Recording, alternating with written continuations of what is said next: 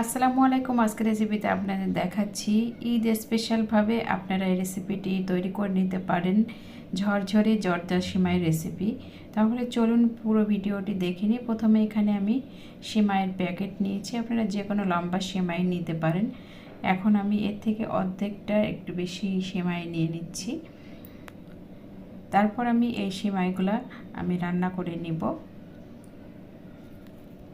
এই তো সিমাইগুলো নিয়ে নিয়েছি। এখন আমি এই সিমাইগুলো ভাজার জন্য 3 টেবিল চামচের মতো ঘি দিয়ে দিলাম। আপনারা এই রেসিপিটি ঘি দিয়েই করবেন, তাহলে খেতে বেশি মজার হয়। এখন আমি এর ভিতরে দিয়ে দেব একটি তেজপাতা আর এক টুকরা দারচিনি আর 2টি এলাচ। এখন দিয়ে এই সিমাইগুলো আমি মিডিয়াম আঁচে এখন আমি এই ঘিয়ের সাথে ভেজে নিচ্ছি। হালকা করে ভেজে নিতে হবে। এখানে আমার যে সিমাইগুলো ভেজে নেওয়া হয়ে গেছে। এখন আমি এই সিমাইগুলোর ভিতরে দিয়ে দিব প্রায় 1.5 কাপের মতো পানি।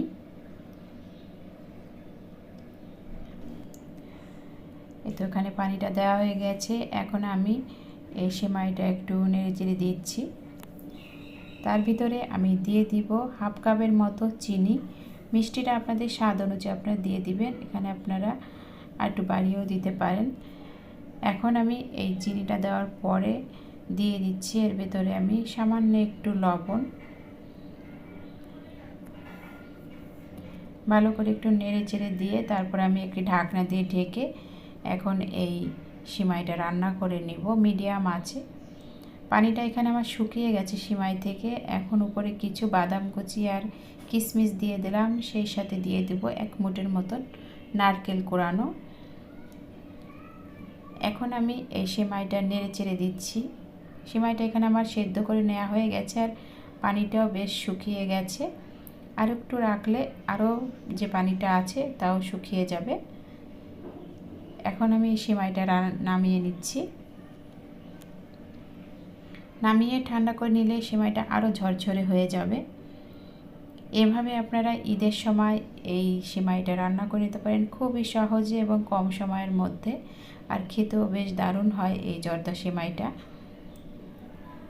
আর অনেকেও পছন্দ করেন এই ঝরঝরে সিমাই খেতে। আজকের এই রেসিপিটি আপনাদের কাছে কেমন লাগলো অবশ্যই কমেন্ট করবেন।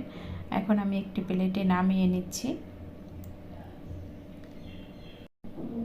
এখন উপরে কিছু নারকেল কোড়ানো দিয়ে দিচ্ছি। আর দেখুন কতটা ঝরঝরে হয়েছে সিমাইটা, দেখলে আপনারা বুঝতে পারছেন। আশা করি রেসিপিটি সবার কাছে ভালো লেগেছে। ভিডিওটি দেখার জন্য ধন্যবাদ।